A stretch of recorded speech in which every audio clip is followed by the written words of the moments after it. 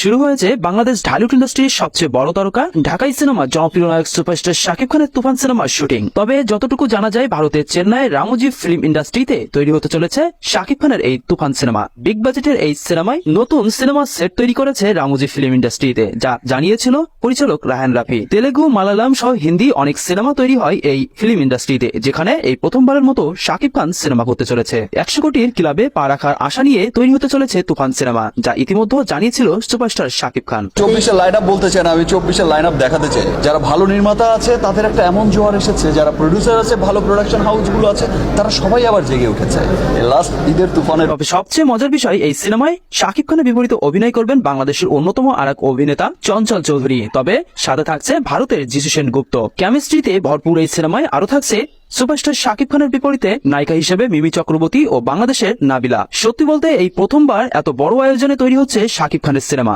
প্রিয় দর্শক।